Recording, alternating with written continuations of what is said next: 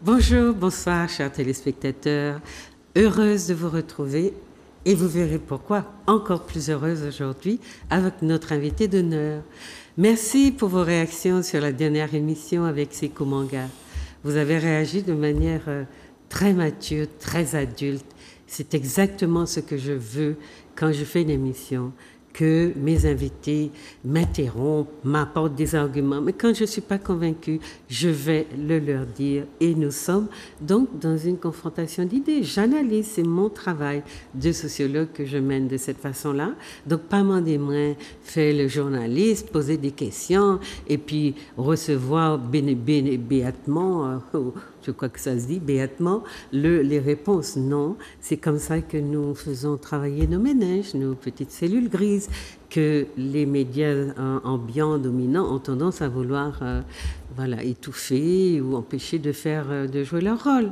Donc, merci encore et puis on continue à réfléchir, à remettre en question les idées, les choses convenues, et puis cette tendance au consensus, à l'obéissance, mais vous voyez bien que cela ne nous mène à nulle part, et donc notre intérêt est bien de profiter justement d'une télé comme Zouk TV qui nous permet de nous exprimer librement, et nous remercions donc son directeur Manuela Montlouis qui organise et qui s'ouvre à toutes les demandes, et puis à nos invités qui jouent le jeu également. Donc aujourd'hui, j'ai le très grand plaisir, l'honneur même, de recevoir Dr Henri Joseph, que vous aimez beaucoup. Vous êtes tous très attachés à son travail, à ce qu'il donne à son peuple. Et donc, on va l'entendre aujourd'hui, le questionner, peut-être le pousser un peu dans ses retranchements. Vous verrez. Bonjour, docteur.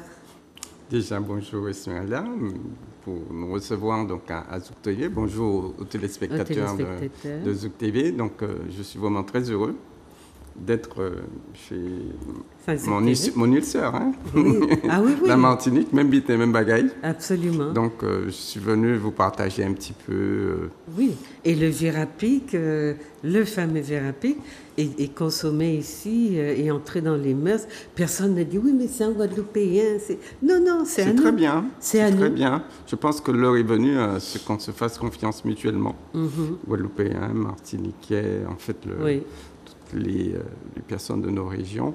En fait, aller vers la confiance, en fait. Et puis, si on mutualise nos forces, est-ce qu'ensemble, on n'est pas plus fort? Bien sûr. C'est bien ce que vous nous montrez, puisque c'est grâce à Virapique que beaucoup d'entre nous n'ont pas attrapé la petite bête, ou bien continuent à renforcer leur système immunitaire. Et vous allez nous dire justement les prouesses que vous avez accomplies, puisque vous avez fait breveter c'est un antivirus, en fait, non? Enfin, il contribue à combattre... En fait, l'herbe à pic était utilisée traditionnellement dans la Caraïbe. On retrouve ça du côté de Trinidad, des usages. En fait, pour la grippe et tout ce qui est infection virale. Oui, c'est ça. Et donc, c'est ce qui nous a poussé à aller vers la recherche sur cette plante. En fait, c'est quelque chose qui date de 35 ans. Donc, on n'a pas attendu le Covid pour travailler sur l'herbe à pic. Parce que, en fait, comment l'idée m'est venue, c'était en 1988. Je venais d'avoir mon doctorat de 3e cycle en pharmacognosie. La pharmacognosie, en fait, c'est la connaissance des matières premières qui peuvent déboucher sur des médicaments. Et moi, je me suis spécialisé, en fait, dans les médicaments tirés des plantes. Parce qu'avant qu'il y ait les spécialités pharmaceutiques, il y avait ce qu'on appelle les pharmaciens apothicaires. En fait, c'est à partir des plantes en fait, qu'on faisait tous les médicaments anciens. Et quand on regarde aujourd'hui... ça continue d'ailleurs. Bien sûr, bien sûr. Quand on regarde les deux plus grands, ce que je considère comme les deux plus grands médicaments, on est incapable de les faire autres que par les plantes. C'est le cas de la morphine, quand vous avez des grandes douleurs. Donc, on est obligé de passer par la morphine. Le curare, quand vous allez faire une opération, eh bien, ça a été trouvé dans les poisons de flèche. Donc, et quand on regarde, si on prend par exemple le cas du médicament le plus vendu en France, qui est le paracétamol, et ce paracétamol, en fait, il est fait à partir du pétrole. Et les gens ne se rendent pas compte de ça. Parce qu'à partir du benzène qu'on fabrique, et le benzène est fabriqué à partir du pétrole. Et c'est pour ça qu'il y a des tensions aujourd'hui au niveau international sur les ruptures. Parce qu'en fait, l'Europe a délocalisé en Chine, dans d'autres pays, la production de ce médicament. Et le problème, c'est qu'il y a une procédure REACH en Europe qui dit que tout industriel qui fabrique un produit chimique, il est obligé de monter patte blanche sur la non-toxicité de son produit. Donc forcément, pour la première partie de la synthèse de ce produit, ils sont obligés d'aller le faire à l'extérieur. Donc cela montre bien que on va vers la fin de la pétrochimie, de la chimie du pétrole. Et si on ne s'oriente pas vers la chimie verte, la phytochimie, la chimie des plantes, eh ben, on va prendre du retard. Et c'est une des raisons pour lesquelles, en fonction déjà de ma spécialité, je me suis décidé en fait de travailler sur un des seuls trésors que possède la Guadeloupe, la Martinique, c'est sa biodiversité. Donc c'est pour la Guadeloupe. Aujourd'hui, c'est même pas un trésor mineur. Voilà, parce que c'est 3800 espèces de plantes. Oui, et puis nous sommes la biodiversité de la France. Bien sûr. Mais docteur, j'aimerais, je sais que nos téléspectateurs vous suivent beaucoup, que vous êtes là pour quelques jours. Vous avez été au salon Valora. Et que vous avez mis au point un certain nombre de produits aussi dont on parlera. Mais avant, est-ce que vous voulez vous présenter un petit peu plus en détail au public? C'est-à-dire, vous avez déjà dit que vous êtes docteur en pharmacologie. Pharmacognosie. Pharmacognosie. D'accord. Voilà. Alors, allons-y. En fait, tout a commencé en 1975 à Fouillol, à Pointe-à-Pitre, où je fais un doc de biologie. Et je fouinais dans tous les laboratoires parce que c'était au moment où l'université Antilles-Guyane, à l'époque, en fait, se créait. En fait, c'est en 1975. Donc, il y a déjà à peu près de 47 ans. Et moi, j'arrive, et on n'était pas nombreux. On était, au doc de biologie, on était 15, aujourd'hui, ils sont plus de 200. Il y avait presque autant d'élèves, d'étudiants, que de professeurs. D'accord. Et moi, je fouinais dans tous les laboratoires. J'allais voir M. Portekop, qui était professeur de botanique et d'écologie. Et il était en train de faire justement la carte de végétation de la Martinique, la Guadeloupe, parce qu'il était en recherche. Et comme je l'embêtais beaucoup, chaque fois que je frappais, bonjour, montrez-moi ce que vous faites, etc. Et je l'embêtais tellement qu'il m'a dit, écoute, tu t'intéresses aux plantes? Eh bien, tu vas me chercher toutes les fougères qu'il y a dans la forêt. Et je suis parti tout seul dans la forêt. Et je lui ai ramené des fougères. Mais avant, il a eu la précaution, en fait, de me former aux différentes catégories de plantes que je vais rencontrer. Les phanérogames, ce sont les plantes à fleurs, les mousses, les fougères, etc. Et un jour, au milieu, en fait, de ma recherche, je lui emmène une plante et j'ai dit, j'ai trouvé une très belle fougère arborescente. Et il me dit, qu'est-ce que vous voyez là? J'ai dit, une graine. Vous avez vu des graines chez les ptéridophytes, les fougères? Allez apprendre vos leçons et repartez en forêt. Ceci, c'est Philanthus mimoséides, ce n'est pas une fougère. Et là, c'était fini. Et là, j'ai pu faire la différence entre les phanérogames, les ptéridophytes, les bryophytes, etc. Et donc, c'est là où j'ai fait vraiment mes premières expériences, et qui étaient fondamentales. Oui, bien sûr. Et à la même époque, en fait, toujours au DUG, il y avait un botaniste qui s'appelle Fournet, Jacques Fournet, et lui, il nous faisait des cours de botanique. Et c'est lui qui a écrit la flore des phanérogames de Guadeloupe et de Martinique. Et moi, je faisais... Phanérogames, c'est les plantes à fleurs. Les plantes à fleurs. Alors, pourquoi je prends plantes à fleurs? Il faut les distinguer des plantes qui n'ont pas de fleurs, comme les fougères. Les fougères, ils ont des spores, des sporanges, ils n'ont pas de graines, voilà. Donc, c'est pour ça qu'on distingue les grandes catégories de plantes. Et moi, je faisais beaucoup de photos, de plantes. Et j'avais 1800 diapositives de plantes. Wow. Et je dis, Monsieur Jacques Fournet, est-ce que vous pouvez m'aider à identifier ces plantes? Il est aujourd'hui malheureusement décédé, paix à son âme. Et je le remercie beaucoup parce que c'est lui qui va tout changer. Il a pris de sa main, il m'a mis sous chaque diapositive chaque nom scientifique des plantes. Et comme j'habitais à Basse-Terre, et Fouillol est à Pointe-à-Pitre, je prenais le bus, et dans le bus, je faisais les revisions. Quand je voyais le fouillis à pain, je dis « Artocarpus artilis, comment vas-tu ?» Je voyais le corosol.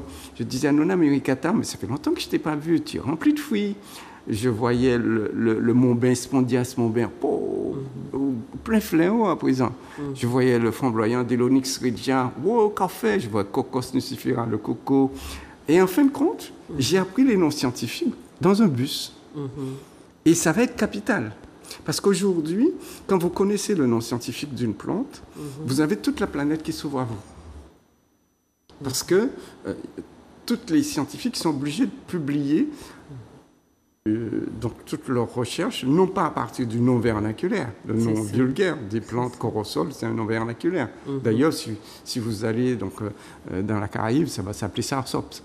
Donc les noms changent, ou Guanabana, si vous êtes donc, en Amérique centrale. Donc le nom qui va réunir tout le monde, c'est le nom scientifique. C'est le nom vernaculaire. C'est plutôt des noms coloniaux. Voilà. Et il faut partir en fait du nom scientifique. Et le nom scientifique, c'est le nom que va utiliser un Japonais, un Chinois, un Américain. C'est le nom, voilà, par exemple, l'herbe à pic, on va l'appeler Neurolaina lobata pour tout le monde.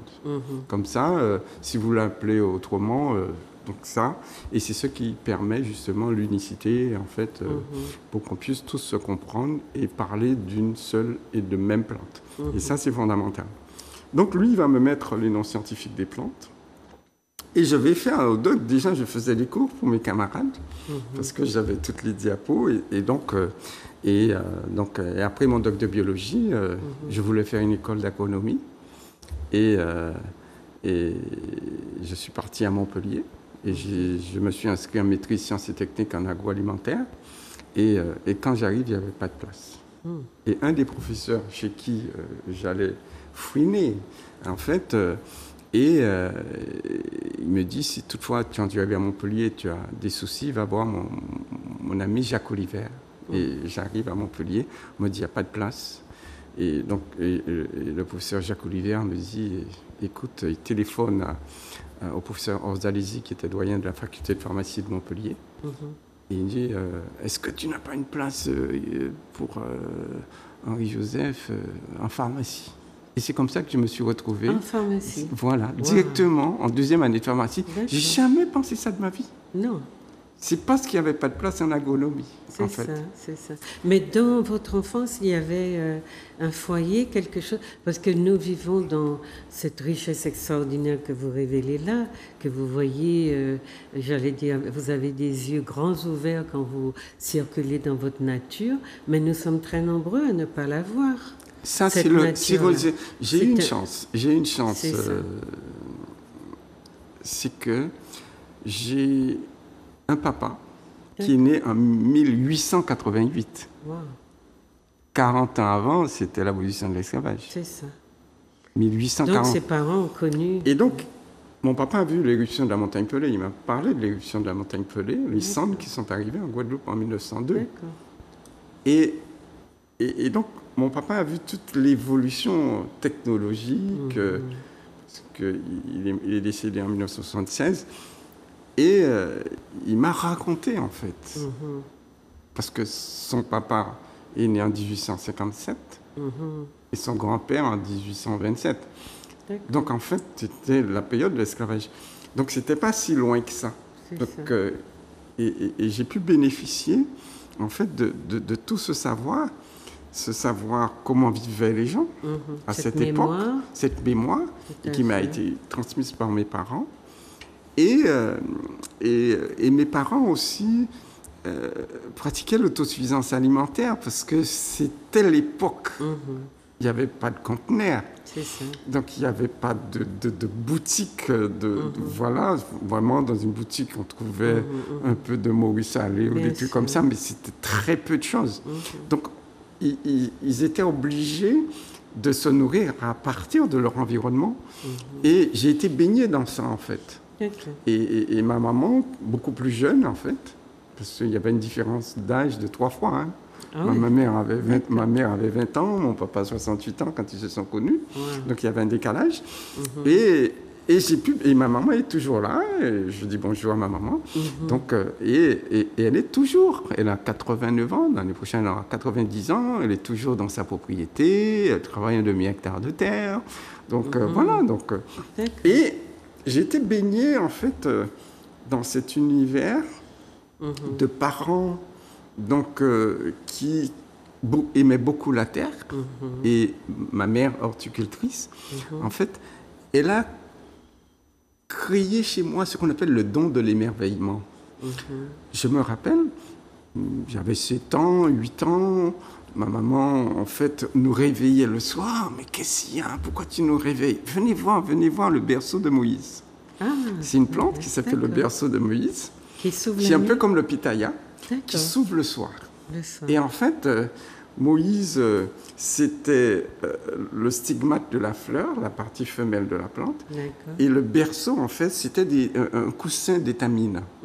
Et ça sent très bon et ça s'ouvre le soir. Et donc, il fallait se baisser, sentir. On était tout endormis, mais voilà. Et ensuite, le matin, notre maman nous emmenait dans le jardin et nous mettait, ça m'est resté, nous mettait notre doigt auriculaire dans une fleur, et elle tenait en fait la corolle, la partie qui contient les pétales, et elle tirait, et en fait on avait une alliance, et ça fait l'alliance de la Vierge. Et donc en fait c'est ce don d'émerveillement, et je remercie beaucoup ma maman, et donc que nous a communiqué. Non, pour qu'elle fasse ça, ça veut dire qu'elle-même, elle était passée par une observation. Voilà. Et puis elle nous a transmis cette beauté, en fait, de la nature. Et c'est pour ça que je m'en sers aujourd'hui. D'accord. En fait. Mais je mettrais l'accent aussi sur quand vous racontez, on sent qu'il y a une dimension supplémentaire dans cet amour de la nature, parce que les gens l'aiment, parce que c'est peut-être une vision plus utilitariste. Mais là, vous parlez d'esthétique, d'amour, d'esthétique et d'un rapport totalement symbolique aux choses. Et c'est peut-être un peu ça qui nous manque dans cette société ultra consommatrice et consumériste, parce qu'il faut que tout serve à quelque chose. Et là, votre maman vous montrait de la beauté sans que ça serve nécessairement. C'est ça. Et c'est pour ça que je remercie beaucoup mes parents. Hier, c'était la fête des pères. Et je pense beaucoup à mon papa, il n'est plus là. Et mon papa nous a transmis, en fait, des notions. La discipline, le respect de l'autre, le partage. Et ma maman aussi beaucoup le partage. Parce que ma maman elle était horticultrice, elle faisait des collections de plantes. Et chaque fois, elle avait beaucoup de belles plantes. Et des fois, il lui restait une seule. Et elle donnait à quelqu'un d'autre. Et j'ai dit, maman, pourquoi tu donnes? C'est trop joli. Ne donne pas. Il me dit, écoute, tu verras, dans pas longtemps, je l'aurai. Ça, c'était beau, ça. Tu perds pour recevoir. Mais ça, c'est la théorie, dans la philosophie de l'entraide du peuple noir, c'est le don et le contre-don. Voilà. On donne et on sait qu'on recevra, et c'est ce qui fait qu'on est dans des visions plus égalitaristes des relations, et pas hiérarchiques et inégalitaires. Et chacun, on n'est pas dans l'accumulation pour soi, mais dans le partage, et chacun, à son moment, a sa part, reçoit sa part, mais doit penser à donner. Je partage tout à fait ce que tu dis, parce que, en fait, on croit que quand on donne, on va perdre.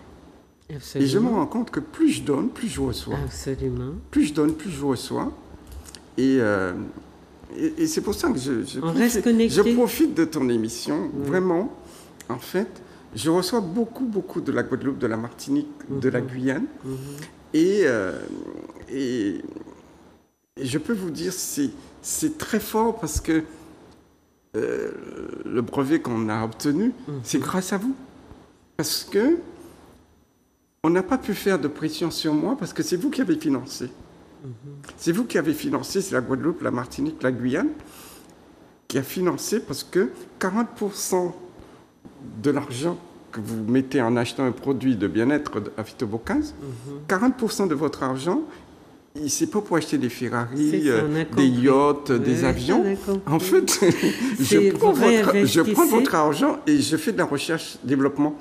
Et le brevet qu'on a obtenu à partir du ZEBAPIC, ça nous a coûté 1,5 million d'euros. Ouais. Moi, je n'ai pas cet argent-là. C'est vous qui avez payé. En fait, c'est vous qui avez payé la recherche-développement.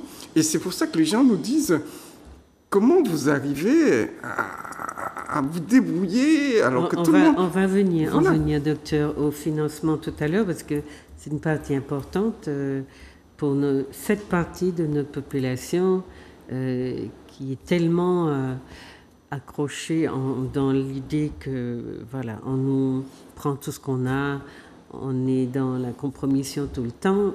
Vous verrez qu'il y a des solutions, mais qu'on ne peut pas non plus se fermer complètement à la société. Elle est comme elle est, donc on verra. Donc, alors c'est une belle histoire, un beau rapport à la nature. Et puis, j'ai envie de saluer, donc hier c'était la fête des pères, c'est vrai, mais j'ai envie de saluer votre fabuleux papa, parce qu'on a toujours répandu l'idée que les pères antillais, martiniquais, guadeloupéens, etc. ne s'occupent pas de leurs enfants. Et vous avez vu, Dr Henry est en train de vous dire, mon papa m'a transmis des valeurs. Et ces valeurs, elles sont capitales dans la philosophie de la civilisation qui est la nôtre. Parce que je vous ai répété 1000 fois que nous avons une civilisation qui est à nous. Et ce n'est pas parce qu'on va nous nommer créoles ou bien qu'on va nous forcer à entrer dans des moules qui ne nous bénéficient pas, dont le fonctionnement ne nous bénéficie pas, qu'on va accepter. Et il faut donc de la connaissance, encore de la connaissance. Merci, docteur, pour ça. Donc, vous arrivez en DEUC de pharmacie.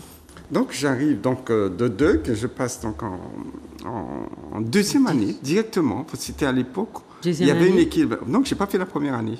C'est ça. Parce qu'il y avait un concours, mais c'était l'année d'après, il y avait le concours. D'accord. Donc, j'arrive juste au moment où je saute directement en deuxième année de pharmacie. En deuxième année. Et en fait, qu'est-ce qui va se passer? C'est que, comme je te disais, c'est que je fouinais. Donc, j'ai fouiné chez le professeur Portécop, professeur Jacques Fournet. J'allais aussi dans le laboratoire du professeur Paul Bourgeois, donc, qui était chimiste. Oui. Et lui, il me faisait faire des chromatographies, en fait, des molécules de plantes, etc.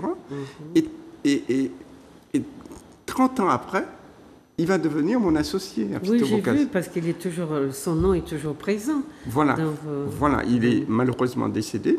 Ouais. Parce que j'ai fait un accident de voiture et il a cru que j'allais mourir et il a eu un choc et il a fait un AVC et c'est lui qui est mort. C'est dommage. Mais en fait, j'ai eu que de belles rencontres dans ma vie, de tous ces professeurs. J'allais baguer des poissons avec le professeur Max Louis. Il y a le professeur Jules Louis qui est martiniquais d'ailleurs, qui nous a formés à la géologie, donc qui nous emmenait dans les carrières.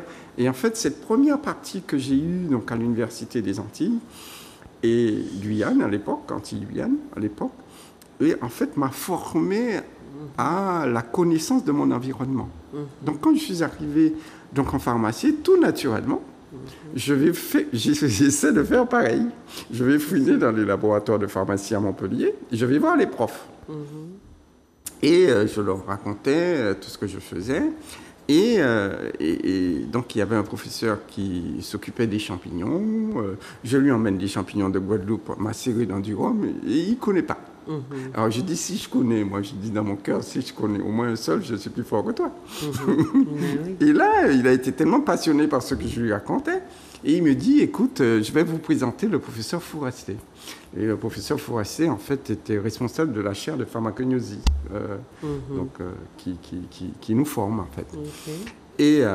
Et malheureusement, le professeur Fourasté partait donc, en Côte d'Ivoire. Donc, il était doyenne de la faculté de Côte d'Ivoire.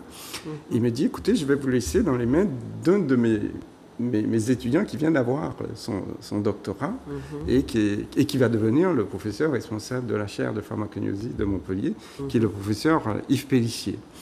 Et là, dès la 3e année, il va me former à la recherche bibliographique sur les plantes. Et comme j'avais mes 1800 diapositives sur la connaissance scientifique des noms des plantes, en fait, il n'y avait pas encore Internet comme maintenant. Hein, et j'allais dans une banque de données qui s'appelle Chemical Abstract. En fait, c'est toute la chimie en fait, des plantes. Et il m'a appris à faire justement des sortes de petites fiches.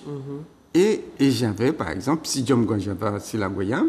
J'avais toute la recherche qui a été faite sur la goyave. Ensuite, je prenais les citrus, toutes les plantes, en fait. Et je faisais sur tous les noms scientifiques que j'avais. Et c'est là que je me suis aperçu qu'il y avait beaucoup de plantes de chez moi, dont j'avais les noms scientifiques, mais il n'y avait aucune étude scientifique. Voilà. Après, donc, je continue.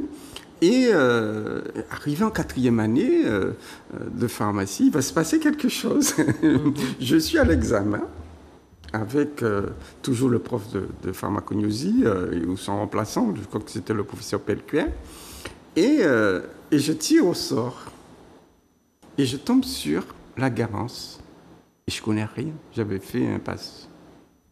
Je ne connais rien. Mais j'ai joué au culot, quoi. J'ai dit... et je connaissais le nom scientifique de la Garance, Rubia tinctoria, plante de la famille des Rubiacées. Et tout de suite, j'ai enchaîné.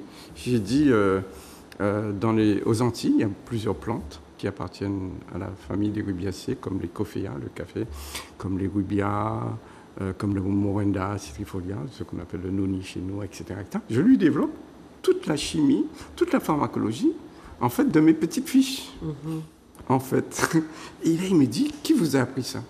Je dis, sincèrement, Monsieur Pelcuyer, excusez-moi, je suis à l'examen, mais est-ce que vous pensez que quand je serai devant mon officine de pharmacie, que les gens vont me demander des renseignements sur la Garance?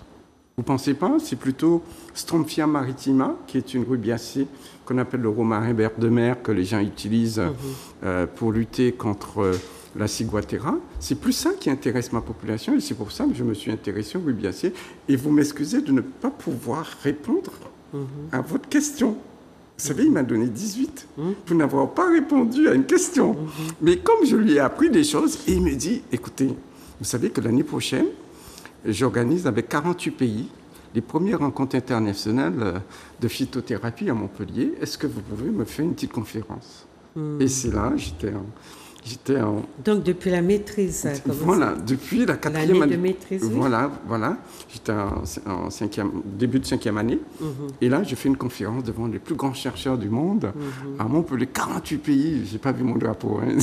Il n'y avait pas encore. C'est ça. Et il y avait les drapeaux de tous les pays. Ouais. Et là, je vais me retrouver le seul étudiant devant tous ces grands professeurs. Et je vais leur parler des vertus et secrets des plantes médicinales de chez nous. Et ils ont été tous marqués, ils vont m'inviter à d'autres conférences. C'est comme ça que ça a démarré. Et c'est là que je vais être repéré par le professeur Stanislas, qui était guyanais et doyen de la faculté de pharmacie de Toulouse.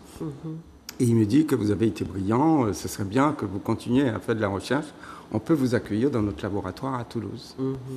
Et donc à Toulouse, il va m'inscrire C'était le DEA, ce n'était pas le master de maintenant. Le DEA, diplôme d'études approfondies. Et là, je vais faire ce que je rêvais de faire. Je vais faire l'ENSAT et l'ENSET. L'ENSAT, c'est l'École nationale supérieure d'agronomie, parce que je voulais faire une école d'agronomie. Donc j'ai fait une école à l'Institut national polytechnique de Toulouse. Je vais faire l'ENSAT. Et ensuite, je vais faire l'ENSET, l'École nationale supérieure de chimie. Et après mon DEA, donc j'avais mon passeport pour faire de la recherche, je vais m'inscrire au laboratoire du professeur Stanislas, où je ferai un doctorat de 3e cycle en pharmacognosie. Et donc j'aurai... donc pharmacognosie. Gnosie. Pharmacon veut dire remède, gnosie veut dire connaissance. Connaissance du remède. Et donc, les pharmacognos que nous sommes, ce sont les personnes qui inventent les médicaments, en fait. C'est ça. Parce que nous, en pharmacognosie, vous devriez être capable de connaître la botanique des plantes. Moi, c'est un secteur que je connaissais parce que je me suis intéressé à la botanique des plantes tropicales. Vous devriez être capable aussi de faire ce qu'on appelle des extractions de la phytochimie, connaître la structure moléculaire des plantes. Et ensuite, vous devriez être capable aussi de tester ces molécules que vous isolez pour voir leur activité biologique, pharmacologique, etc. Donc, c'est ça notre diplôme, en fait. D'accord. Et voilà. C'est ce que vous allez faire avec l'herbe à pic. Et c'est ce qu'on va faire avec l'herbe à pic. Donc, en 88, j'ai mon diplôme.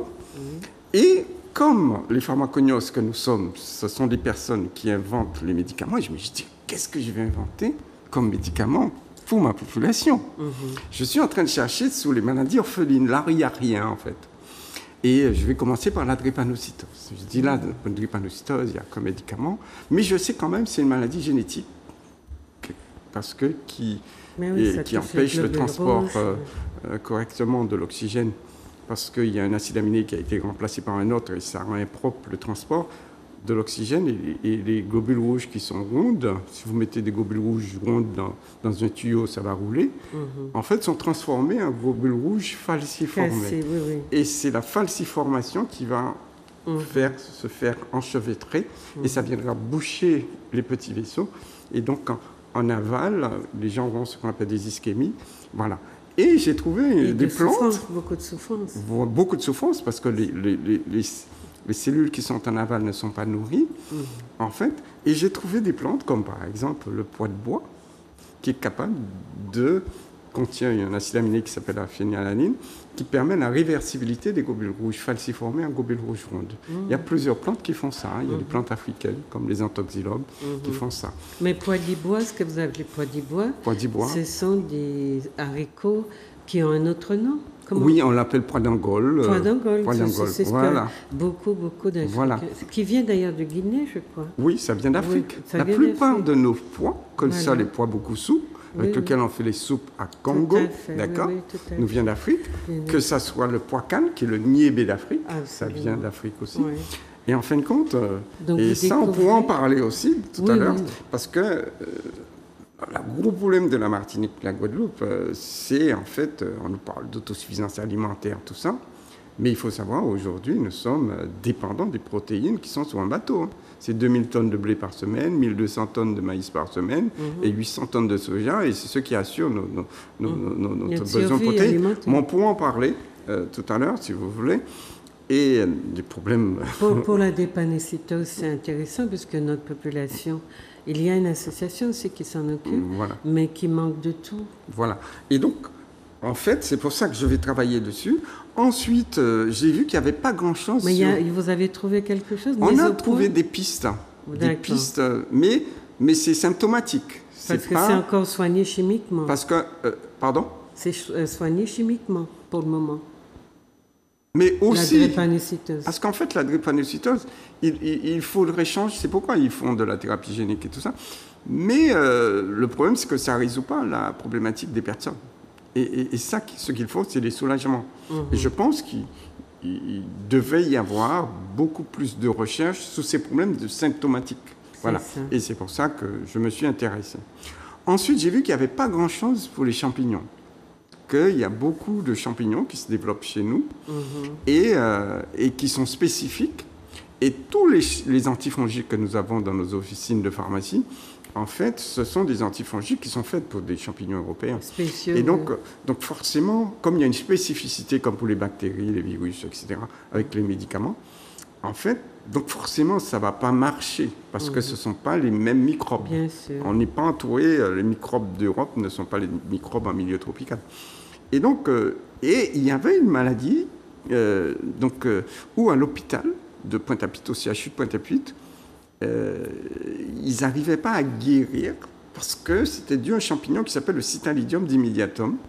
Et ce Citalidium dimidiatum, qui est un champignon géophile qui se trouve dans le sol, mais ça peut se retrouver sur certains arbres aussi, et quand ça peut ronger toute la voûte plantaire. Wow. Et il n'y avait pas de solution, en fait. Il n'y avait pas de solution. Et je me suis intéressé à ça, et j'ai dit qu'il faut que je trouve quelque chose qui puisse marcher. Et mais il y avait un lien entre ça et le fait que vous disiez tout à l'heure que vous avez amené des champignons à vos professeurs. Je connaissais, parce que nous, en tant que pharmaciens, donc on a des cours sur les champignons macroscopiques, mais aussi microscopiques. Et les champignons pathogènes sont plutôt microscopiques. Et donc, en fait, comme je maîtrisais un petit peu mon cours de mycologie, donc ça m'a poussé à aller vers là. Et donc, et finalement, on a trouvé des plantes, comme le dattier, par exemple, qui sont actifs sur ce Citalidium dimidiatum. Et après, nous sommes en 88. Et puis je dis, mais il n'y a rien sur la dengue. Et là, j'interroge une banque de données, donc il y a 35 ans de ça, hein. Je dis, sortez-moi toutes les plantes de la planète qui ont fait l'objet de recherches scientifiques sur les virus. Et je tombe sur une plante chinoise du nom de Chrysoplénium, de la famille des Astéracées, une famille de plantes très proche de l'herbe à pic. Et là, des chercheurs japonais et des chercheurs chinois qui travaillaient justement sur ces plantes et sur le SRAS, les fameux syndromes respiratoires aigus, les SRAS. Et là, ils s'aperçoivent que sur 6 molécules qui existent dans la plante, 5 sont actives sur le virus, sauf une. Et quand on regarde la structure moléculaire en fait, de ces substances, toutes les molécules actives appartiennent à un groupe chimique qu'on appelle les flavonoïdes. Et dans la structure de la molécule, toutes les molécules actives ont un OH en position 5 et un OCH3 en position 3. Dès que vous avez un flavonoïde hydroxylant 5, méthoxylant 3, vous inhibez la réplication des virus. Bon. Donc, maintenant, j'ai demandé à la banque de données, maintenant, sortez-moi toutes les plantes de la planète qui contiennent des flavonoïdes, hydroxylant 5, méthoxylant 3, un jeu d'enfant, en fait. Et là, je tombe sur Neurolaina oxacana et Neurolaina lobata. Waouh! Et je fais tout de suite une publication pour dire, voilà, on a peut-être une arme pour lutter contre les virus. Et donc, je vais publier dans le journal Phytothérapie en 1988. Et ensuite, je vais arriver donc, en Guadeloupe en 89. Et 89, je vais être à mi-temps en officine pour gagner un petit peu d'argent. Et l'après-midi, je m'occupe de faire du jardin parce que mon objectif, c'est planter des plantes. Je vais rencontrer un médecin. Mais vous continuez en parallèle la formation en agronomie ou bien c'est déjà passé? Non, c'est les connaissances de base. J'ai des connaissances de base pour faire de la culture des plantes. D'accord. Et donc, fort de ça, donc le matin, je travaille en pharmacie et l'après-midi, je suis dans les champs. Donc, je gagnais 700 € par mois, donc c'était pas grand-chose. Voilà. Et donc, c'était dur. Et là, je rencontre un médecin, le docteur Pierre Saint-Clus, qui est médecin angéologue, il fait la chirurgie des veines.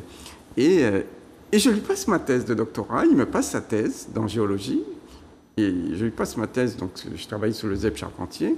Il me dit, écoute Henri, tu vois ce que je prescris? Je prescris de l'Hespériven fort. Tu as regardé la composition? J'ai dit, bien sûr, ça contient des flavonoïdes et ça contient des coumarines. Les coumarines pour leur propriété anti-œdémateuse et les flavonoïdes pour agir sur la résistance des veines. Donc c'est pour ça que tu le prescris. Et il me dit, pourquoi tu ne me fais pas un produit avec ça? Et c'est là, en fait, que je vais lui faire un produit. Il avait un gel pour faire les éco-Doppler, les Doppler et tout ça. Je prends le gel, je fais un extrait hydroalcoolique de Zeb Charpentier. Et c'est là, en fait, qu'on va créer le premier produit. Virapic. Non, non. Non, c'est pas encore ça. C'est pas encore ça. On va créer Bioven, en fait. D'accord. Pour la facilité du retour du sang veineux. D'accord. Bioven, gère. Voilà, c'est un gel qui permet le retour du sang veineux. D'accord. Et on va créer une société qui va s'appeler HP Santé. Henri-Pierre Santé. Lui, il s'appelait Pierre Saint-Clus. Et moi, Henri-Joseph. On va créer la première société et c'est là qu'on va fabriquer en fait du Bioven. Ensuite, donc on a créé Tramil entre-temps. Tramil, qui est le réseau caribéen. On était 8 pays, 13 chercheurs à l'époque, c'était à Port-au-Prince. Et aujourd'hui, on est 200 chercheurs, 30 pays. Et Tramil, et voilà, donc on a des collaborateurs dans tous les pays de la Caraïbe, comme Emmanuel Nossé en Martinique. Et en fait, notre objectif, c'est, à Tramil, c'est permettre l'accès aux soins de santé primaire aux populations de nos régions. Et en fait, donc nous, on part d'enquêtes menées en médecine traditionnelle. À partir de ces enquêtes menées en médecine traditionnelle, ensuite, comme on est tous des scientifiques, donc on se partage le travail. Et donc, en fait, les grands laboratoires ne peuvent pas faire pression sur nous parce qu'on le fait entre nous, en fait, avec les universités de nos régions. Donc, avec les universités de Trinidad, de Cuba, aussi d'Amérique centrale, Guatemala, Costa Rica, Panama. Donc, on travaille avec tous ces pays. Et en 1998, on a sorti la première pharmacopée caribéenne, donc où il y avait en fait les données sur la chimie, la pharmacologie, la toxicologie, en fait des plantes de chez nous. Et je suis très fier d'être un des membres fondateurs de Tramil.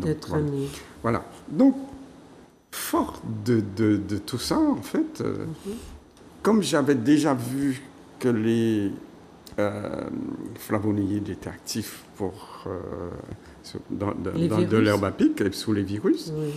En fait, mais HP Santé, ça n'a pas marché. Parce que les pharmaciens cachaient nos produits à l'époque, on est en 89, 90. Donc, les histoires de produits à base de plantes, ils n'avaient jamais vu ça.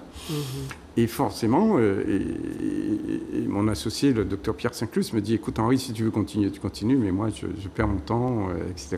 Et il a créé un centre de thalassothérapie. Et au même moment, en 92, il y a une pharmacienne à Bastia qui décède.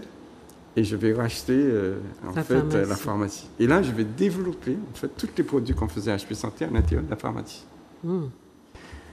Et en 1996, j'ai un ami qui me dit, écoute, Henri, je t'appelle parce que je vais perdre Jean-Pierre. Et Jean-Pierre, c'est mon médecin. D'accord.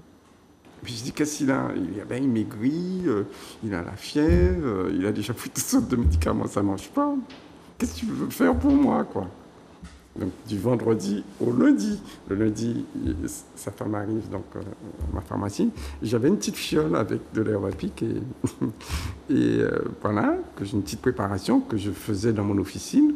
Chaque fois que les gens rentraient avec une grippe, un truc, je glissais derrière le préparatoire, je prenais pour me protéger.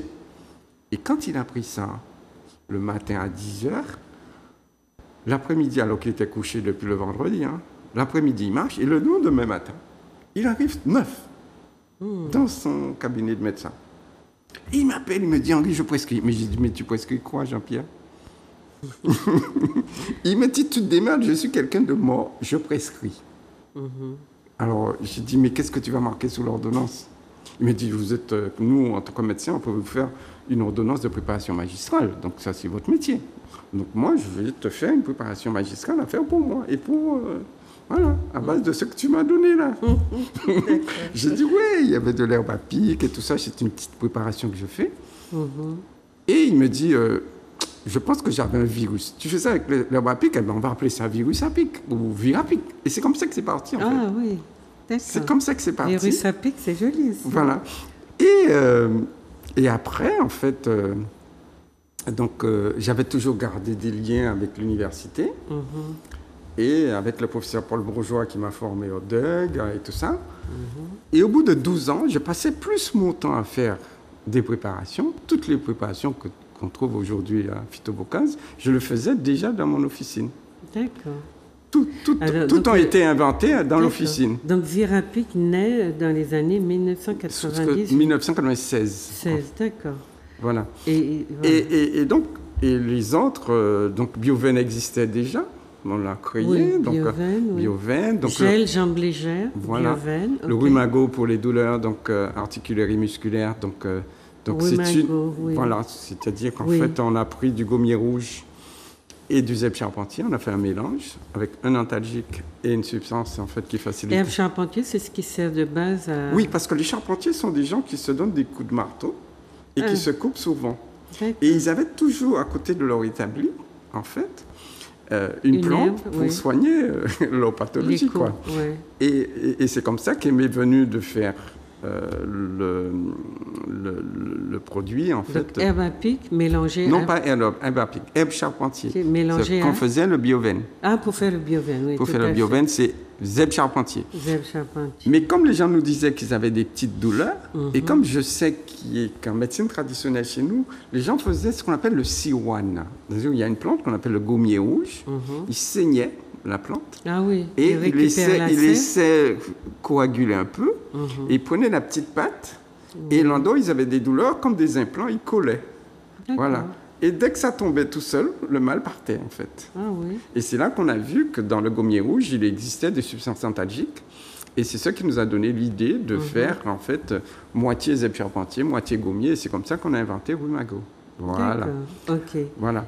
Et puis vous avez inventé après d'autres choses. Voilà, on a inventé aussi de l'huile de galba. Mais avec cette expérience autour de Virapic, vous aviez, les conditions étaient réunies pour créer le produit, le mettre sur le marché.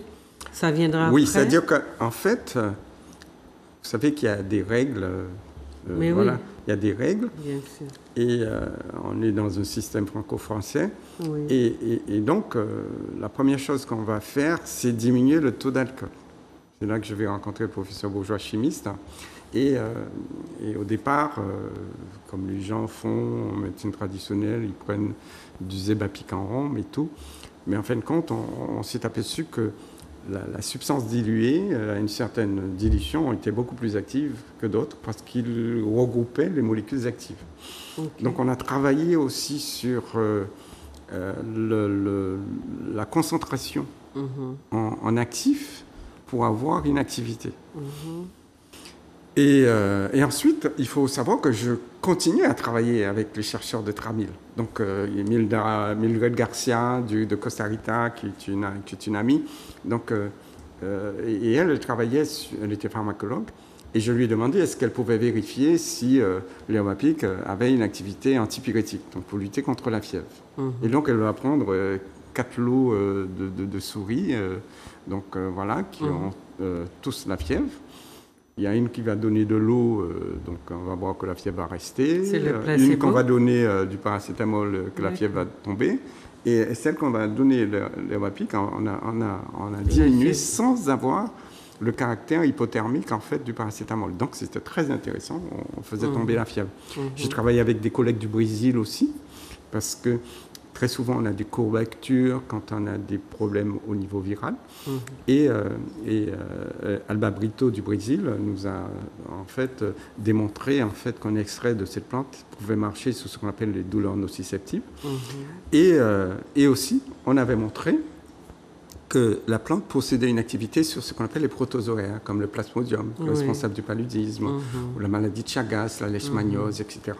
Et fort de tous ces travaux-là, j'ai déposé un premier brevet en 2004, qu'on a eu en 2005, sur donc, l'aspect à la fois antiprotozoaire et l'aspect à la fois antiviral.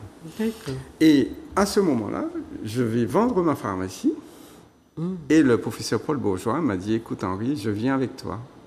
Il partait à la retraite, il avait déjà près de 75 ans. Donc il est venu avec moi et on s'est associés et on a créé FIT, plantes au bocage, les plantes autour de la maison. Pour montrer bien qu'on n'a pas besoin d'aller chercher à l'extérieur. C'est à quel moment ça? Ça, c'est en 2005. 2005. 2005. Donc, Mais la pharmacie, vous la vendez pourquoi? Parce que c'était quand même un espace d'expérimentation, un lieu où vous faisiez des expérimentations. Je ne pouvais pas faire les deux. Ah oui. J'ai voulu entièrement me consacrer à la recherche-développement et surtout montrer que c'est possible, yes we can, que c'est possible de faire des produits de santé et de bien-être à partir de notre biodiversité. Et comme j'étais avec un des meilleurs chimistes de la Caraïbe, en plus, qui est le professeur Bourgeois, qui a été mon professeur, c'était ma plus grande fierté de s'associer à son professeur. Et donc, il a continué à parfaire ma formation donc, sous la chimie des plantes. Et après, donc, on a continué, donc, on a inventé... Alors, il y a plusieurs, tous des produits. Il y a l'huile de Galba aussi qu'on va inventer. L'huile de Galba. Est-ce que vous pourriez nous raconter... l'histoire de l'huile de Galba, par exemple? Non, mais ce que le bien qu'elle vous a fait. Ah oui, avant de parler du bien, il faut savoir comment moi je découvre l'huile de Galba. Nous sommes en 1999. Je suis donc dans un colloque avec Maître Isabelle Robard, donc, avec lequel on s'est beaucoup battu pour la reconnaissance de la pharmacopée des Outre-mer. Et je vois un monsieur, un Belge, en fait, qui vend une huile. Ils disent que c'est l'huile la plus antioxydante au monde. Et il avait un petit bol, et dans le bol, il y avait des graines, en fait. Et plus je regarde, plus je vois que ça ressemble à des galbas. Et je lui dis, comment s'appelle sa plante? Il me dit Calophyllum inophyllum de Madagascar. Et je sais, comme moi j'ai fait de la botanique avec le professeur Fournet à l'époque, je sais que je n'ai pas Calophyllum inophyllum, mais en Guadeloupe, j'ai Calophyllum cannaba. Et comme j'ai fait dans le cadre de ma thèse de doctorat, un doctorat de 3e cycle en pharmacognosie, et surtout j'ai fait ce qu'on appelle de la chimiotaxonomie, la classification des plantes en fonction des molécules chimiques qu'elles possèdent, je me suis dit, si Calophyllum inophyllum, la sœur de Calophyllum cannaba, possède de l'huile, de toute façon, Calophyllum cannaba en possède. Et je reviens de ce colloque. Je dis, Paul, tu sais qu'il y a de l'huile dans ça.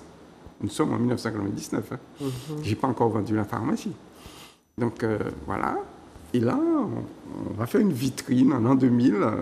L'huile, peut-être, qui va changer votre vie. On va faire une petite vitrine. Anti-vieillissement. Voilà. On fait ça, mais on n'avait pas encore d'études. Et Paul me dit, écoute, je vais mettre une étudiante dessus, on va faire une thèse. Et là, on va faire une thèse. Donc à la faculté des sciences de Pointe-à-Pitre et sur les huiles, la chimie des huiles. Voilà. Donc ça c'est la première thèse. Et après, en 2012, je fais un accident de voiture. Alors, on va rappeler à nos téléspectateurs que le galba, c'est un tout petit fruit rond qu'on trouve en bordure des plantations. Je crois même qu'on appelle ça abricot sauvage, non? Il n'y a pas un petit nom comme ça?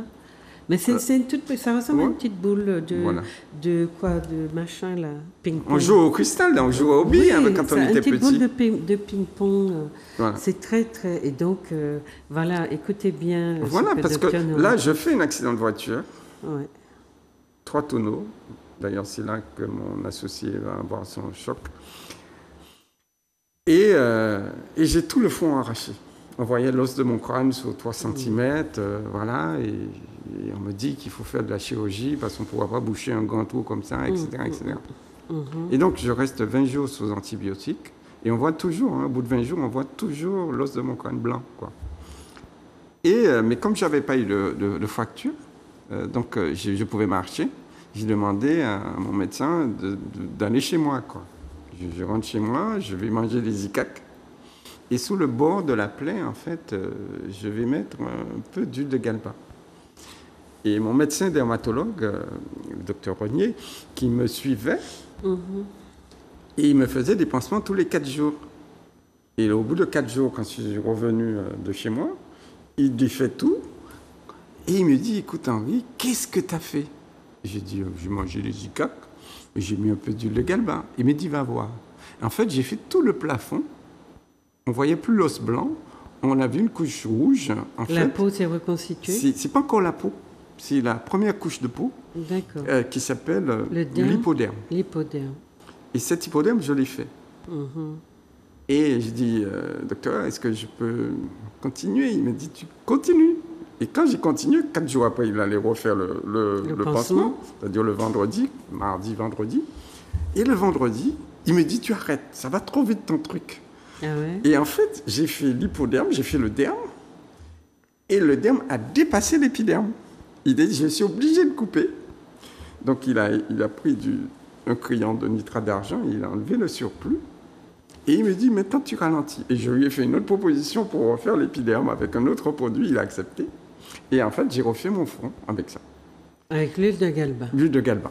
Et fort de ça maintenant, j'avais une pharmacienne qui cherchait à faire une thèse de 3e cycle sur une plante, c'était une Guignonnaise, et donc au laboratoire du CNRS de Montpellier.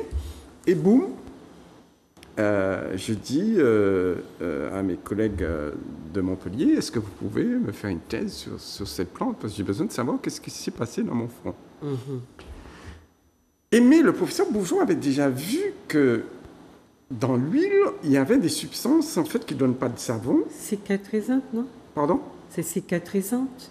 Oui, mais il avait déjà vu qu'il y avait ce qu'on appelle un indice d'acide élevé. Et on ne pouvait pas expliquer l'indice d'acide élevé. Et c'est dans le cadre de la thèse de Montpellier, on va comprendre pourquoi l'acidité c'était dû justement à ces substances qui ont des propriétés. Et c'est là qu'on va vérifier que l'huile de galba possède une activité anti-inflammatoire, revenez à mon front, une activité cicatrisante en stimulant ce qu'on appelle des kératinocytes, donc les cellules de la peau, mais aussi des fibroblastes. Et les fibroblastes, en fait, sont des cellules qui vont fabriquer du collagène. Et en fabriquant le collagène, c'est ce qui a rembourré mon trou, en fait. Parce que ça a stimulé.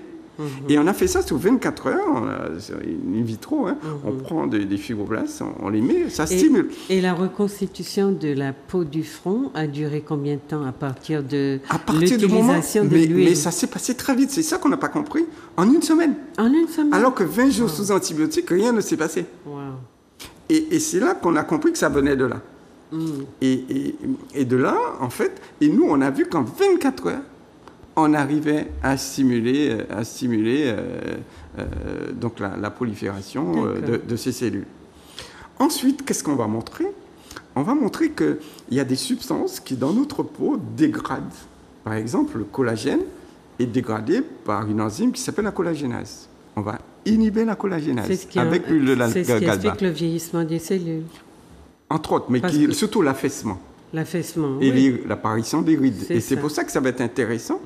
En fait, si vous voulez avoir une police, c'est pourquoi ça peut, justement, en rembourrant, par exemple... Mais quand on achète l'huile de galba, c'était un anti-vieillissement. Voilà, il empêche, justement, parce qu'il s'oppose à la dégradation, en fait, des différentes couches de peau, en agissant, en inhibant des enzymes. Et ça va inhiber la collagénase, qui permet la production que le collagène reste. Si vous le dégradez, c'est que vous le perdez, ça s'affaisse.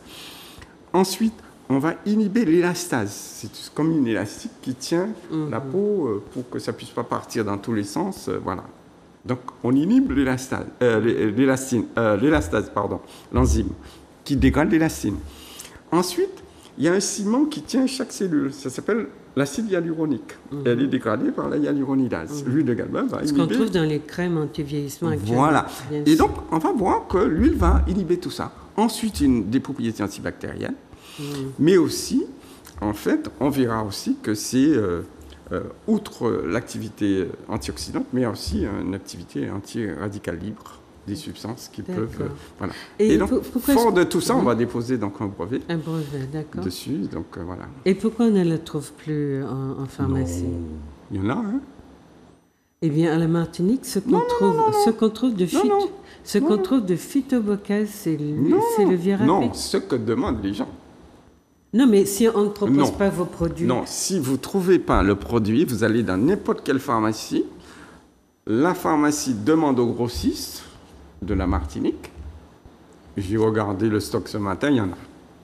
Ce matin. Parce que moi, dans toutes les pharmacies, on m'a dit non, on ne fait pas ça. Non, on ne fait que le Virapic. Non. Donc, c'est pour nos téléspectateurs. Au lieu d'acheter des crèmes... vous voyez, notre peuple a la chance d'avoir une peau à collagène très importante. Et c'est pour ça qu'on dit que les femmes noires vieillissent moins vite que les autres. Mais vous achetez des crèmes qui coûtent des fortunes. Et avec l'huile de Galba, vous faites d'une pierre un tas de coups. Et en plus, on fait marcher... les entreprises de chez nous. Les entreprises de chez nous. Puisque le Virapic, on est content. Tout le monde a un stock à la maison. Pendant la période Covid, qu'est-ce qu'il était difficile d'en trouver. Et on savait que c'était puissant. Tous les gens, même moi, j'en prends encore tous les jours pour le système immunitaire. Se renforcer et puis sentir que on prend un médicament qui a du sens pour nous. C'était même pas un médicament, c'est un alicament. Voilà. Et c'est pour ça que moi je suis tellement fier de la jeunesse martiniquaise, guadeloupéenne, guyanaise. J'étais en Guyane, j'ai vu Mariana Royer, je vois toutes les jeunes qui s'investissent.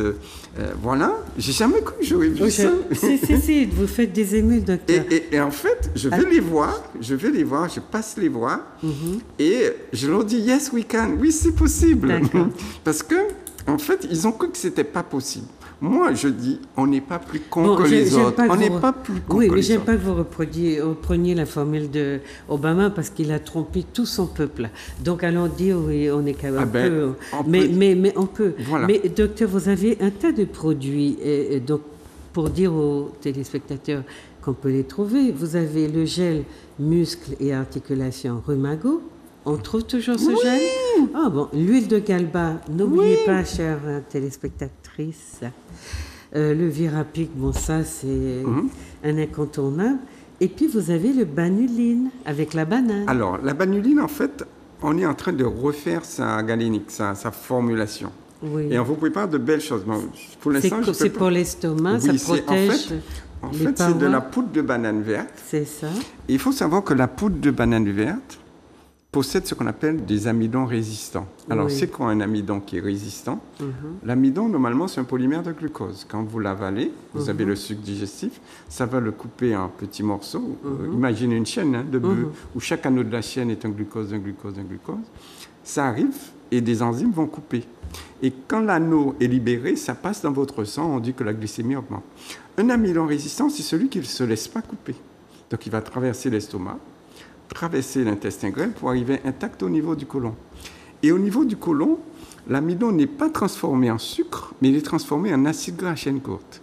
Et les acides gras à chaîne courte, ce sont des substances en fait qui vont stimuler ce qu'on appelle les bonnes bactéries, comme les bifidobactéries, les lactobacilles. Et quand vous stimulez les bonnes bactéries, vous allez lutter contre ce qu'on appelle le syndrome d'intestin perméable. Et c'est ce que fait en fait banuline.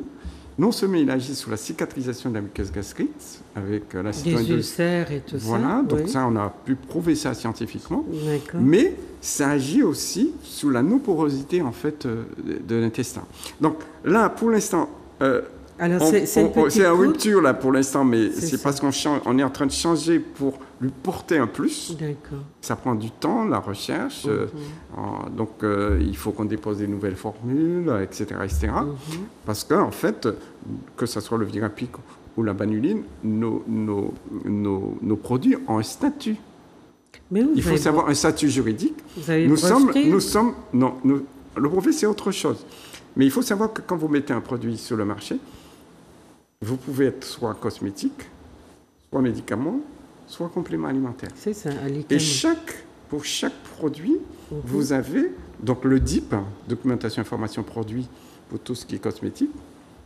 Pour le statut de complément alimentaire, vous devriez donc porter les éléments nécessaires. Et ça ne dépend pas du ministère de la Santé, ça dépend du ministère de l'Économie. D'accord. Et vous avez le médicament qui dépend, donc c'est l'AMM, qui dépend de l'autorisation de mise sur le marché en tant que médicament. Donc pour l'instant, nous, on est statut complément alimentaire. Et si je ne me trompe pas, on doit être les seuls compléments alimentaires pour tout l'outre-mer.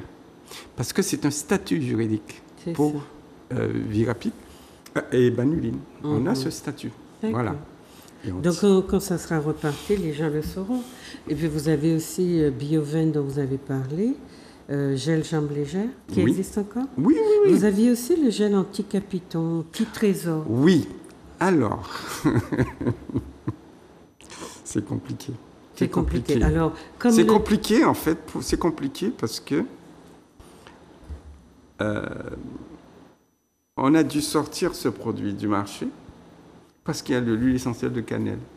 Il nous dit non. Ça provoque des allergies, etc. J'ai dit que les gens, on n'a jamais eu de plainte. Ça, vous avez trouvé ça dans des livres. D'accord ? On n'a jamais eu de plainte. Vous entrez dans n'importe quelle pharmacie, vous trouvez huile essentielle de cannelle. D'accord ? 2 gouttes sous un sucre et tout ça. Non, vous êtes probablement... Attends. Et donc vous pouvez l'avaler, mais vous pouvez pas le passer sous vos cuisses. Alors là, on a été vraiment très vexés. On a dit, écoutez, maintenant, ça suffit. On vous supprime le produit. D'accord. Voilà. OK ? Mais on va refaire plus beau. Oui, parce que vous êtes en concurrence avec les producteurs. Probablement, mais moi, je ne vais pas rentrer dans ça. C'est ça, d'accord. Je ne vais pas rentrer dans ça. On va vous sortir mieux pour la cellulite. Oui. Et là, ils n'ont aucun argument pour nous. D'accord. Voilà.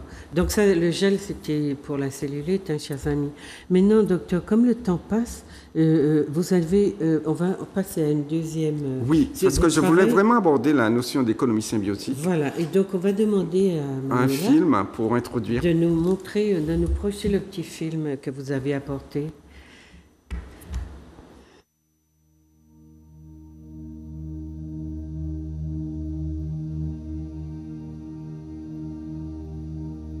Nous sommes ici à Sainte-Rose et ce qui peut paraître étonnant pour certains, nous sommes dans un champ de canne.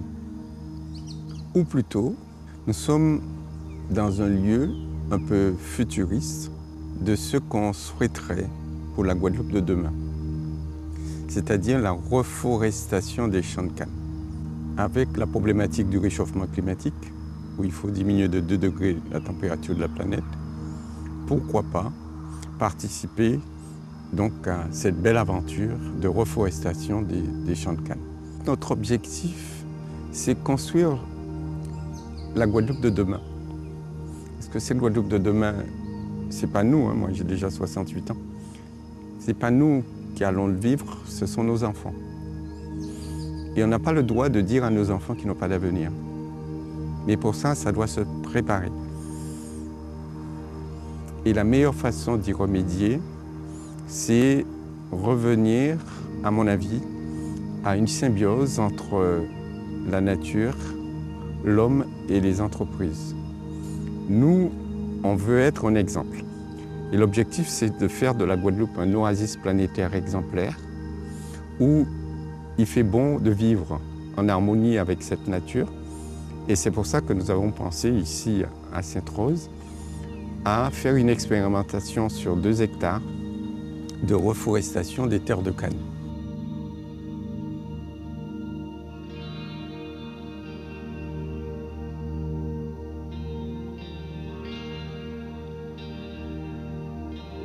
Nous avons ici le galba qui pousse. Et avec le galba, on peut faire de l'huile de galba. Avec les huiles, on peut faire des cosmétiques. Ensuite, on a du moringa. Toutes les parties de la plante sont intéressantes. Les feuilles sont très riches en vitamines, des huiles très très intéressantes. Et vous avez surtout aussi le tourteau qui peut être valorisé pour la purification de l'eau. Le tourteau de moringa possède des propriétés de flocculation pour précipiter dans les stations d'épuration en fait les particules organiques. Et donc c'est pour ça que nous nous intéressons beaucoup à cette plante. Maintenant, le choix de l'indigo. L'indigo est une plante de la famille des légumineuses. quand on regarde leurs racines, on va voir des petites boules, comme des petites boules de Norel, qu'on appelle des nodosités. Et ces nodosités vont, comme des gîtes ruraux, vont abriter les bactéries, les rhizobactéries. Et ces rhizobactéries sont les seules capables de capter l'azote de l'air et rendre cet azote assimilable par les plantes. On a mis en harmonie des plantes qui sont intéressantes pour le développement de notre entreprise du point de vue économique, mais intéressantes aussi pour cette économie symbiotique. En fait, on gère la maison avec la vie.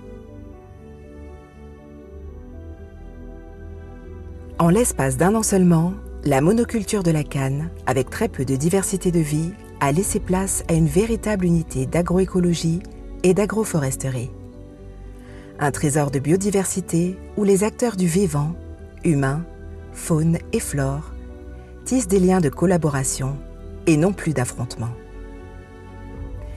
Nous avons choisi de gérer notre maison Guadeloupe en symbiose avec la vie, afin d'entrer dans cette nouvelle ère décarbonée, sans pesticides et herbicides, où les espèces s'autorégulent et cohabitent, tout en produisant des produits alimentaires et de santé qui créent la richesse pour le bien-être de l'espèce humaine en totale harmonie avec la nature.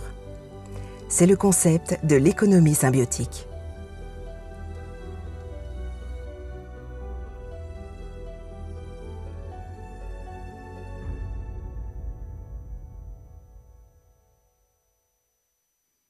Voilà, vous avez vu, Phytobocase, c'est pas indien, hein? C'est l'avenir qui est pensé, on est vraiment dans la prospective. Et ce que nous dit docteur Henri-Joseph, c'est que nous pouvons faire, même contre les entraves qui nous empêchent ou qui nous obligent à rester dans les canaux traditionnels, hein, l'économie, la monoculture, l'économie coloniale, etc. Eh bien, il y a des gens comme lui qui sont des dons du ciel et qui nous proposent de regarder autrement, de changer le regard qu'on a sur la nature, mais aussi sur nos compétences. Et ce qui peut être passionnant avec le docteur, c'est que, eh bien, pour nos jeunes, il l'a dit, c'est pour nos jeunes que nous travaillons maintenant. Pour nos jeunes, il est un exemple d'entrepreneuriat, de curiosité, puis d'amour de son environnement peut-être. Nous, on nous a appris que tout ce qui concerne la terre, c'est bagaille viennet, ça salit les mains, ça salit les pieds, et on a un tas d'expressions qui nous montrent que les gens qui sont dans la terre sont méprisés, sont traités par ceux des villes d'une manière un peu, d'ailleurs, un peu ridicule parce qu'eux-mêmes n'ont rien que comme perspective que la consommation. Et là, voilà quelqu'un qui nous propose d'inventer, de créer. Et docteur, je reviens à ce fameux brevet que vous venez d'avoir pour le phyto. Vous avez reçu un brevet international? Oui, c'est-à-dire qu'en fait, le film nous montre que tout est possible. Tout est possible. Tout est possible. Et c'est très beau. Il faut savoir que l'expérimentation que vous avez faite, c'est pas moi à faire ça. Normalement, c'est l'INRA, le CIRAD. Exactement. Voilà. Et je l'ai fait sans aucune subvention. C'est ça. Aucune subvention. Pareil pour le brevet. Ouais. Le brevet qu'on a obtenu pour l'herbe à pic, en fait, le brevet qu'on a obtenu, ça nous a coûté 1 demi-million d'euros, mais financé par vous.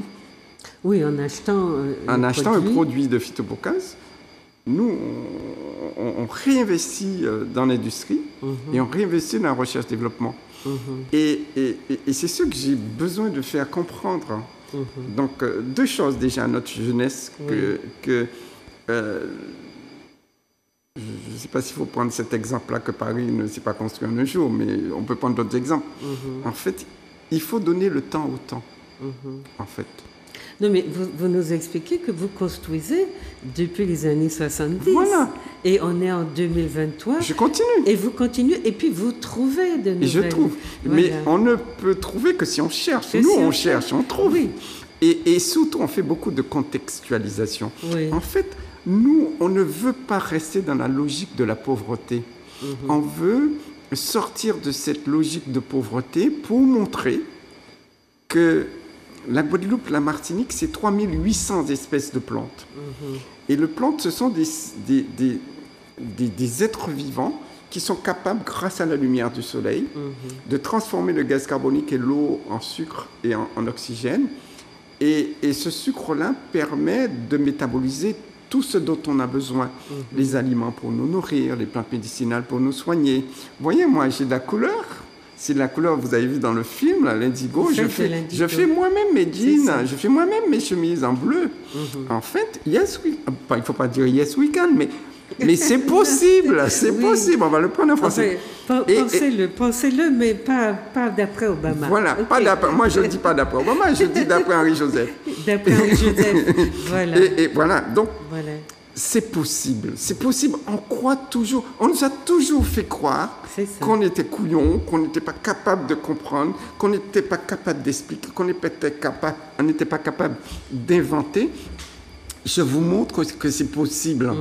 Mais cette possibilité, en fait, et c'est pour ça que je profite aussi de votre antenne pour remercier mon personnel et mes collaborateurs, parce que ils courent pour venir travailler à Vito-Bocase. Ils courent. Et des fois, ils se réveillent parce qu'il faut aller vite, la journée est trop courte. 4h du matin, c'est déjà à Vito-Bocase. Oui, monsieur Joseph, il faut qu'on arrive à faire ça avant 11h. Moi, je trouve ça beau. Mais moi, je crois que vous les mettez en valeur, vous récompensez leurs efforts, vous les payez et vous les payez à juste je les paye à leur vraie valeur. Voilà. Et ensuite, je leur montre que c'est vous, c'est pas moi, c'est plus moi. Donc, en fait, ils savent tout faire. Je les forme, je transmets. Et chaque fois, ils courent. Et ils trouvent. Ils trouvent parce que je vois, mon ingénieur qualité était embauché. Ils ont aussi vos yeux.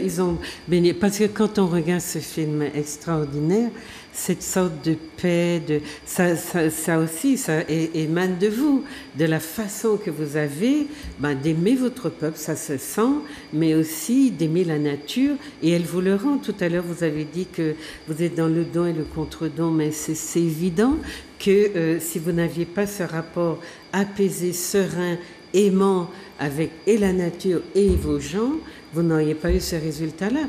Donc 2000 hectares, comment vous avez dit 200 Pour l'expérimental, non, 2 hectares. 2 hectares. Parce qu'ils en ont 120. D'accord. Ils en ont 120. Et ça c'est un GFA, un qui possède 40, il m'a dit, écoute, moi je suis déjà âgé. Et donc, c'était des terres qui étaient occupées. Et ensuite, il y a eu GFA, c'est GFA, groupement foncier agricole. Et donc, ils ont fait ce groupement. Et c'est des terres ils se sont battus pour l'avoir parce que c'était des terres occupées. Et avec Mitterrand, quand il y a eu la réforme foncière, en fait, eux, ils ont pu acquérir ces terres. Et ils ont pu faire des ananas, de la canne, etc. Et il m'a dit, moi, j'ai déjà 84 ans. Écoute, je connais le combat que tu mènes. Je te mets à disposition 2 hectares et montre-moi ce que tu peux faire de terre de canne. Et 22 mai... C'était des terres plantées en canne. En canne. D'accord. 22 mai 2022, j'ai mis la graine. On est où là? On est à 1 an seulement. Vous avez vu la hauteur des moringas.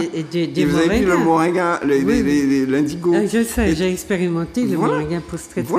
Et donc, en fait... les gens qui passent au bord de la route, ils disent waouh, comment il a pu faire ça? C'est ça. Et je l'ai fait avec mes collaborateurs. C'est ça. J'emmène tous mes ingénieurs, mes trucs qui viennent, tout le monde fait tout en fait. T'as la Karama, c'est Galba, t'as la qui fait l'huile, t'as la qui fait rapide. On fait tout. Ils savent tout faire. Et puis l'indigo que vous fabriquez, il paraît que c'est un c'est magnifique. Parce qu'en fait, très haut niveau. Il y avait 97 indigoteries, donc au XVIIe siècle, donc à Maille-Galante. Et ensuite, il y a eu la fabrication par synthèse à partir du pétrole de l'indigo de synthèse, et qui est fabriqué à partir d'un produit qui est toxique, qui est l'aniline, du pétrole. Et qui est cancérigène. Et nous, on s'est dit que demain, quand il n'y aura plus de pétrole, voilà, en fait. quand il n'y aura plus de pétrole, la nature va reprendre ses droits. Et je ne pense pas que les gens vont marcher avec un jean blanc. Donc, ils voudront bien teindre leur jean en bleu. Et la seule façon de le teindre en bleu, c'est avec de l'indigo naturel. Et aujourd'hui, vous tapez sur Internet le plus bel indigo de la planète, eh ben, c'est l'indigo de Phytobocase. Pourquoi? Parce que parmi les pays qui font de l'indigo, vous avez Madagascar, ils ont 5% d'indigotine. Qu'est-ce que ça veut dire? C'est-à-dire que vous prenez une poudre d'indigo, vous extrayez l'indigotine, le bleu, vous avez 5%, 5 grammes pour 100 grammes. Donc ça veut dire que vous avez 95% d'impureté. L'Inde, qui est le premier pays producteur d'indigo naturel, en fait, ils ont 8%. En France, il y en a 2, donc dans le Luberon, près d'Amiens, ils ont 30%. Le Salvador, 40%. Nous, on a entre 65 et 80% d'indigotine. C'est le plus bel indigo de la planète. Et aujourd'hui, ça devient un produit de luxe. Et donc, aujourd'hui, même les Japonais, par exemple, sont très intéressés par notre indigo pour faire des jeans bio, etc. Et donc, ça ouvre des perspectives intéressantes de développement. Et ce que j'ai montré dans le film, on le fait aussi bien pour l'herbe à pic que pour les autres plantes. En fait, c'est une légumineuse. C'est ça. C'est une légumineuse d'indigo. Donc, vous avez vu, je vous ai montré dans ses racines les petites bactéries. Et en fait, c'est ça qui fournit le N du NPK de l'engrais, en fait. Quand vous mettez un engrais dans le sol, N, c'est azote, P, c'est phosphore, et K, c'est potassium. N, c'est pour faire des feuilles, P, c'est pour faire des racines, et K, c'est pour faire des fleurs.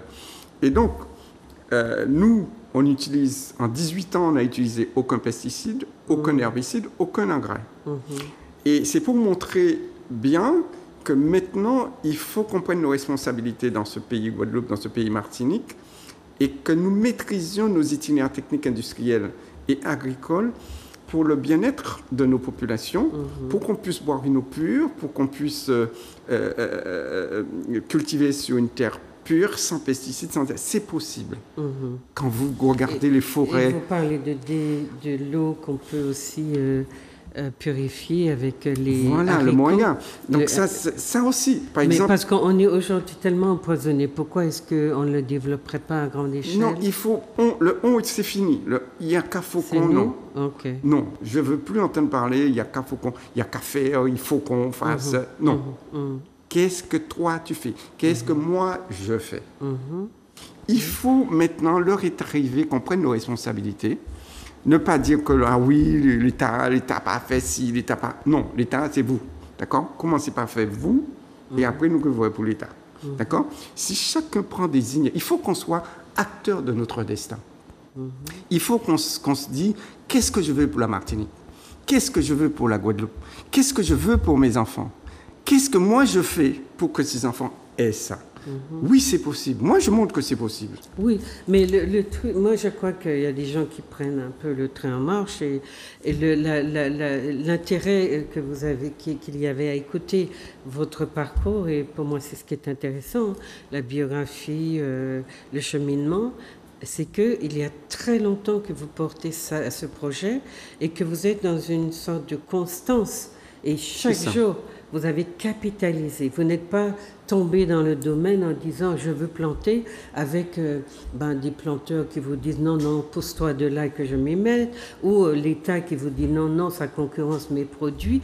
Vous êtes dans quelque chose de beaucoup plus presque initiatique. Et puis ce qui est remarquable, c'est cette constance. Donc, ce qu'on peut reprocher aux nôtres, c'est comme le film le disait tout au dessus, c'est que la société de consommation nous a habitués à cueillir, à prendre des produits déjà tout faits, alors que vous êtes passé par un cheminement long, patient, progressif, en acceptant des petits salaires, c'est ce que vous avez dit. J'avais 700 €.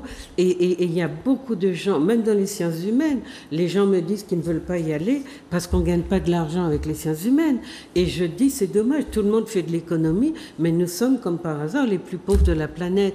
Donc il y a à réfléchir à, effectivement, les méthodes qu'on déploie et cette sorte de patience, de projet, de prospective qui fait qu'on se projette au loin et on entrevoit aussi en capitalisant comment garder ce qu'on conçu dès le départ, parce qu'en fait, Vie Rapide, c'est un tas de petites étapes.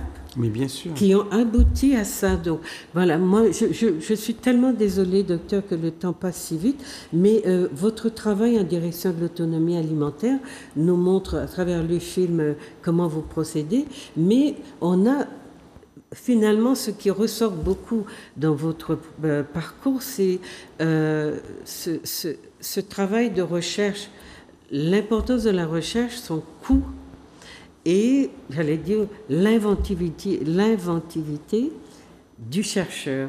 Est-ce que, parce que nos gens sont beaucoup dans la critique, parce que c'est vrai, nous chercheurs, on n'est pas aidés. Donc, comment, sur ce plan-là, qu'est-ce que vous pourrez dire aux gens? Vous dites, il ne faut pas yaka faucon, il faut qu'on fasse. Mais vous avez bien montré que le financement est très important. Moi, si je prends mon exemple. J'ai acheté une pharmacie d'1 milliard de centimes à l'époque. D'accord. Avec une poche vide, parce que mon papa était décédé, ma maman agricultrice, aucune banque ne veut me prêter. Oui, bien sûr. Donc, j'ai pu, avec M. Jean-Marie Lomont, et donc, qui était mon associé, et en fait, on s'est entendu, on a trouvé un moyen et finalement on a acheté la pharmacie. Et ensuite on a développé les produits à la pharmacie et on a vendu la pharmacie. Donc je suis parti avec 0 capital et la vente de la pharmacie m'a permis de créer Phytobocase. D'accord. Mais comme moi je suis issu de parents pauvres, je sais que j'étais pauvre, je suis pauvre, je resterai pauvre. Donc moi, parce que l'argent, c'est un moyen. Mais, il y a un proverbe guadeloupéen, en Martinique, peut-être même bitin, c'est l'argent qui amène l'argent. Donc, en fait, mais il y a beaucoup, il faut être acteur de son destin. Et donc, il faut faire des choses originales. Et c'est là la chance qu'on a d'avoir une biodiversité que la France n'a pas. Parce que 80% de la biodiversité de la France est en Outre-mer. Le ministre Bruno Le Maire, il est venu à Phytobocase, je lui ai dit, donc il faut arrêter de dire que nous sommes une charge pour la France. Nous sommes une chance pour la France. Parce que les richesses de la France de demain, ils sont chez nous. Une chance. Voilà, on est une chance pour la France. Eux nous pensent en termes de charge, et mais vous nous nous sommes une pensez chance. en termes de chance. Et en fait, comme je sais que nous avons 3800 espèces de plantes, et nous, à Phytobocase, on n'utilise que 5, ça veut dire qu'il y a 3795 autres usines capables de fabriquer ce dont on a besoin. Donc il faut aller chercher au plus profond de nous-mêmes ce que nous avons de spécifique et d'original. Et ça, on va le trouver dans notre biodiversité, dans nos traditions, dans nos savoir-faire, dans ce que nos grands-parents nous ont laissé. Et donc, il faut aller vers, comme tu disais, il faut aller vers la créativité productive, la créativité inventive. Et en fait, on nous a rendus aveugles de notre environnement. Et c'est là le drame. Le drame, c'est qu'on pense que c'est que l'extérieur qui peut nous nourrir. Non! Non, il n'est pas normal qu'un Martiniquais ou qu'un Guadeloupéen, que 8 aliments sur 10 qui entrent dans notre bouche nous viennent des hommes de l'extérieur, comme si nous étions incapables de fabriquer nos aliments alors qu'on a 220 espèces comestibles. Arrêtons. Non. Alors moi, je pensais, pour les questions de financement, pour rassurer nos amis, parce qu'aujourd'hui, cette énorme biodiversité dont vous parlez, eh bien, ce sont les gens de l'Hexagone, puisqu'apparemment c'est le terme à la mode. Moi, ça reste la France, je ne sais pas, elle n'a pas toujours été hexagone, donc peut-être qu'elle ne le restera pas. Donc le mot hexagone est un peu ambigu aussi. Maintenant, ce sont ces personnes-là qui sont au courant de cette biodiversité et qui s'emparent du marché et nous crions oui. Mais maintenant, heureusement que Phytobocase et Tramil sont positionnés. Mais combien d'entre nous auront l'audace? Parce qu'en dehors de toutes les vertus que vous avez, docteur, il y a l'audace. Merci. Et celle de croire en nous, en votre mais bien sûr. Mais en votre génie. Parce que c'est ce que vous dites, chacun mais nous sommes tous des petits génies. Et quand il vous dit qu'il vient de parents pauvres, qu'il est pauvre, qu'il mourra pauvre probablement, il ne faut pas le croire. Parce que la pauvreté, c'est un concept très relatif et qui ne dépend que d'un système capitaliste dominant, parce que nous sommes extrêmement riches, justement, de cette biodiversité. Voilà. Donc, il ne faut pas prendre les mots, faut pas les prendre au pied de la lettre. Il faut au contraire essayer de comprendre qu'à travers cette pauvreté, il vous parle de richesse, une richesse, mais si nous laissons les autres, après ceux qui nous ont fait la monoculture de la canne, de la banane, nous prendre maintenant cette biodiversité, et c'est déjà en route, en cours, alors qu'est-ce qu'on fait? Et c'est vrai que beaucoup de gens avancent la question du financement, mais vous avez suivi le parcours de docteur Henri Joseph, vous avez vu la patience dont il a fait preuve, les collaborateurs qu'il a trouvés, parce que probablement quand il émane de vous cette énergie positive et cet amour aussi de l'autre, de l'environnement, peut-être que les gens ont envie de vous aider. Peut-être que nous avons à réfléchir effectivement sur nos postures face à ce que nous proposons aux nôtres. Et je dois dire qu'on est récompensé d'une façon ou d'une autre, et pas forcément en argent, en pièces sonnantes et trébuchantes. Donc c'est à nous de revoir notre façon d'interagir avec notre environnement, avec nos gens, notre nature et tous les génies que la nature a placés en nous, parce que nous en avons beaucoup. Et docteur Henri, on dit aux gens, alors il ne faut pas qu'il y ait des conflits d'intérêts pour les questions du financement, puisque on accuse des grands groupes de se mêler, de mettre un pied dans ce genre de projet et de prétendre les financer, et les personnes qui les mènent seraient corruptibles. Est-ce qu'on peut laisser dire ça? Non, parce que le ministre Bruno Le Maire, il est venu à Pictobocas il y a 2 semaines, et il me dit, docteur Joseph, maintenant il faut passer au stade industriel. Moi, j'ai pris ça comme un affront. Je viens d'investir 2 millions d'euros. Je viens de faire, pour moi, une grosse industrie. Mais oui. Pour faire des couleurs, du bleu. Vous êtes en train de visiter mon laboratoire et mon industrie. Je suis la première. Vous n'avez qu'à faire. Taper industrie d'indigo en Europe et en France. Ça n'existe pas. Nous, on est première unité industrielle moderne d'extraction d'indigo. Et là, vous venez me dire qu'il faut passer au stade industriel. Je dis, monsieur le ministre, je préfère 1000 petits phytobocas qu'un grand L'Oréal. Parce que je sais que les 1000 petits phytobocas vont embaucher des milliers de Guadeloupéens en Martinique ou des gens de notre région. En fait, ce n'est pas sûr qu'un grand L'Oréal le fasse. Et en plus, quand vous allez venir avec des grandes industries sur un petit pays qui s'appelle la Martinique, un petit pays qui s'appelle la Guadeloupe, vous allez encore polluer notre pays. Donc, moi, non. Non. Et donc, small is beautiful. Tout petit, belle, tout bonnement. Oui. Donc, on est petit sur une carte. Restons petits et multiplions les petits. Alors, voilà, chers amis, voilà, il nous faut soutenir aussi les nôtres. La recherche est coûteuse, elle demande beaucoup d'investissement, mais elle demande aussi, vous avez dû le remarquer, que nous ne soyons pas dans des logiques d'accumulation du capital. Quand vous refusez de pratiquer les sciences humaines et que vous préférez les professions qui vous rapportent beaucoup d'argent, eh bien vous renoncez à l'épanouissement de votre peuple, de votre environnement, et vous ne misez que sur l'argent. Vous savez, l'argent amène l'argent, comme disait le docteur, c'est vrai, mais en même temps, l'argent n'est pas, en dehors du capital consumériste qu'il vous donne. Voilà. Donc, il y a à réfléchir à l'intérêt que nous portons au développement de notre pays, à nos investissements propres, et puis surtout à cette forme de richesse auquel nous ne pensons pas. C'est quoi la richesse? Sinon, celle de laisser, d'avoir reçu notre environnement dans un état X et de le laisser à nos descendants ou à notre société, au nôtre. Dès que nous sommes dans un collectif, il nous appartient, ce sont nos enfants, nos familles, peu importe, c'est notre peuple, c'est ce que nous appelons notre peuple.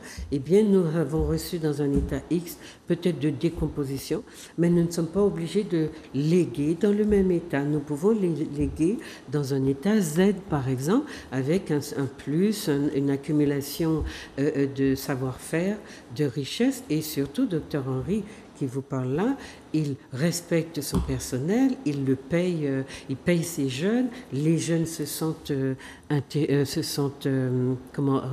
responsables, mais aussi ils sont pris en compte et en considération. Donc il y a énormément de, vous voyez, c'est de la science humaine, de la ressource humaine, qu'il faut travailler. Et au lieu d'aller tous vers HEC, je ne sais quoi là, pour devenir des experts comptables ou commerçants, ou etc., ou même des étalagistes dans les supermarchés du monsieur, eh bien, essayez de vous intéresser aux sciences humaines et à ce qui fait se développer votre société.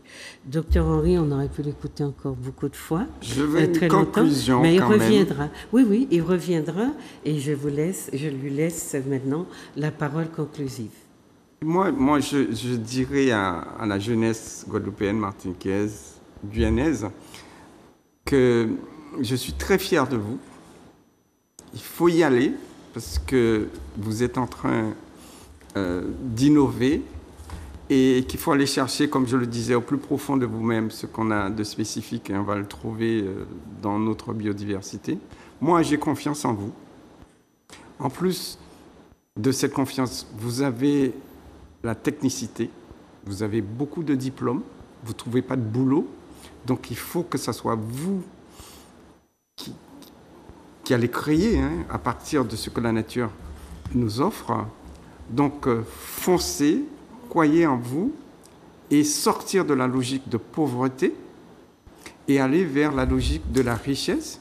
Et cette richesse, vous allez le trouver chez vous, dans ce qui vous entoure, comme nous on a fait, Fit au Bocase. Les plantes autour de la maison, c'est autour de votre maison. Et inventez à partir de ce qu'il y a autour de vous. Faites ce qu'on appelle du développement endogène. Donc, on nous dit qu'il faut diminuer de 2 degrés la température de la planète et on va chercher très très loin des choses dont on n'a pas besoin, où il faut acheter avec un argent qu'on n'a pas. Maintenant, il faut créer votre argent, acheter avec l'argent que vous avez créé et je crois la jeunesse martiniquaise, guadeloupéenne, guyanaise, vous pouvez le faire et je vous invite à le faire. Et si vous vous endettez, faites-le pour la bonne cause et non pas pour consommer les voitures et les machins des gens qui viennent d'ailleurs. Merci d'avoir été là. Merci beaucoup, docteur. Merci, c'est un plaisir de partager cette émission avec toi. Oui, mais surtout, c'est un plaisir de découvrir votre parcours parce qu'on ne le connaît pas beaucoup. C'est vrai. Et puis, vous voyez, c'est toujours important de connaître la vie des gens, pas pour m'agréler, mais pour vraiment... quelqu'un m'avait dit, oui, pour inspirer notre jeunesse, inspirer ceux pour qui...